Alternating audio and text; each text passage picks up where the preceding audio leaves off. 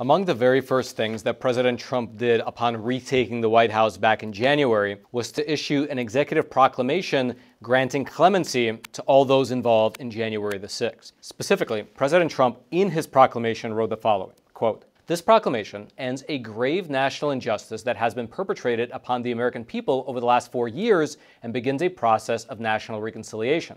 I do hereby grant a full, complete, and unconditional pardon to all other individuals convicted of offenses related to the events that occurred at or near the United States Capitol on January 6, 2021.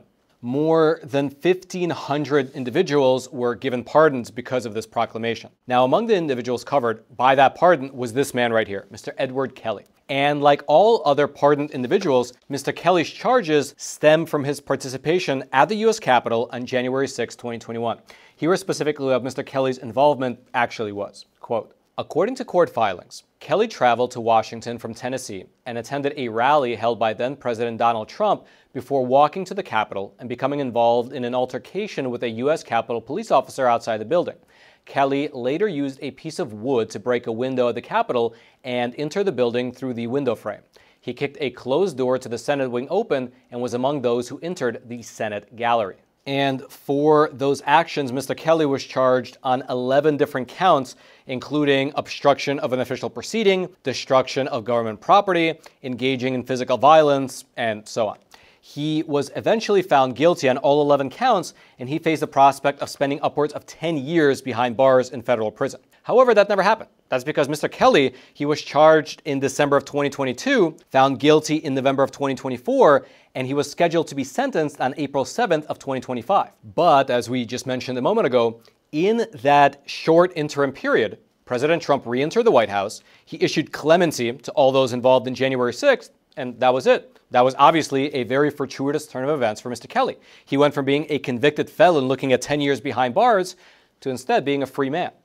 However, there was something that I haven't yet mentioned to you in his story, which is that if we go back to the timeline, during the period of time when Mr. Kelly was still awaiting his trial, he decided to take matters into his own hands and murder the FBI employees who were working on his case. Specifically, this is what the feds were able to uncover that he was up to prior to his trial. Quote, "The evidence presented at trial established that Mr. Kelly, while awaiting trial for his involvement in the January 6, 2021 Capitol breach, developed a plan to murder law enforcement, including FBI agents and employees. The proof showed that Kelly developed a kill list of FBI agents and others who participated in the investigation into his conduct on January 6th, and that Kelly distributed this list, along with videos containing images of certain FBI employees identified on the list, to a co-conspirator as part of his mission." The co-conspirator that they mentioned was this man here, Mr. Austin Carter. He was involved in the murder plot, he was arrested, and then he flipped and decided to cooperate with the feds by telling them everything. And to that end, during the actual trial, Mr. Carter testified that, quote, "Kelly planned to attack the FBI's office in Knoxville with car bombs and explosives delivered by drones." He also said that there were discussions about killing FBI agents in their homes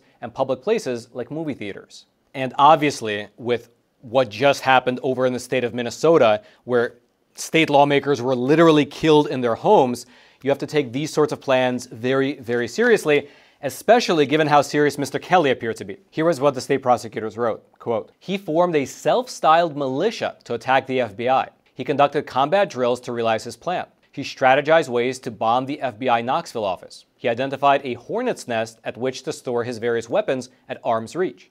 He devised a kill list of individual agents to be targeted." And then also during the actual trial, it was revealed that the U.S. government had secret recordings of Mr. Kelly, which went as follows, quote, "At trial, the United States introduced recordings of the defendant calling for the development of a course of action related to his plan.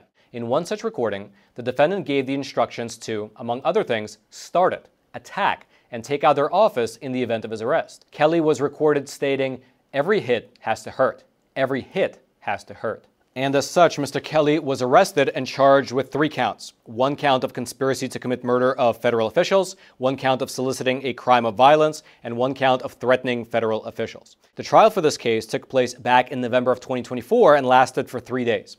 Now, the main argument that Mr. Kelly's lawyer was making was that, quote, "Kelly did not hurt anybody or directly threaten anybody with violence, and that his remarks amounted to protected speech under the First Amendment." However, the jury did not buy that argument. Instead, the jury found that the evidence was clear that Mr. Kelly was recruiting, training, and organizing others in order to, quote, target law enforcement officers for assassination. They therefore found him guilty on all counts. Now, for these crimes, Mr. Kelly was facing the prospect of life in prison. But he had one more straw left to grasp. Because you see, Mr. Kelly was found guilty on November 20th of 2024. But he was not due to be sentenced until May 7th of 2025.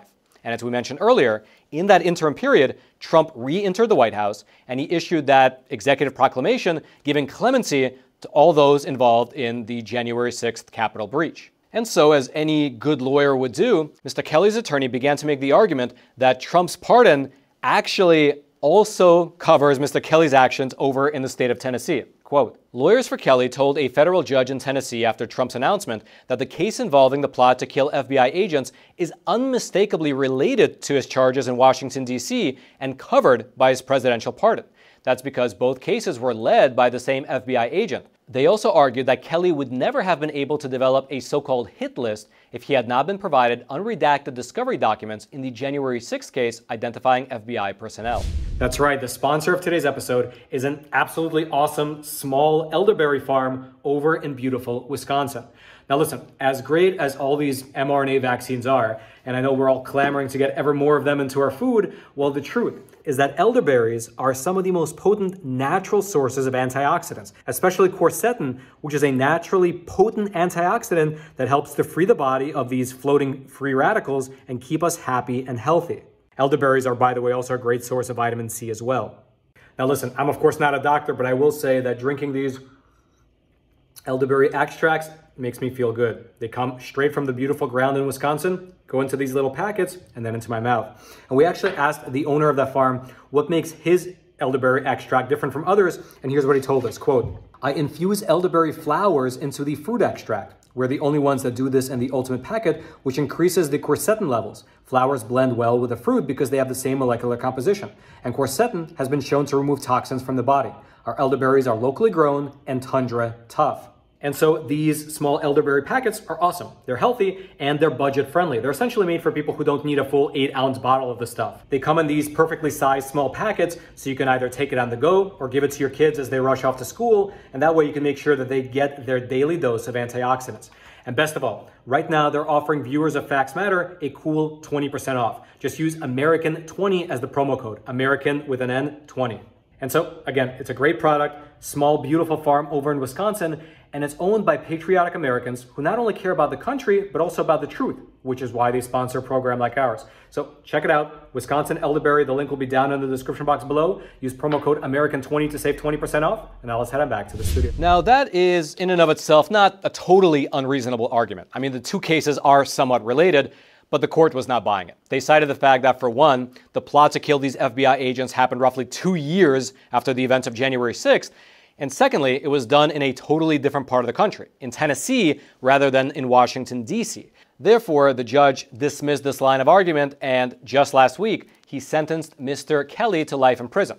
Also, just for your reference, Mr. Austin Carter, the co-conspirator who flipped and testified, he had already pled guilty to 3 counts related to this case earlier, and he will be having his sentence handed down in August of this year.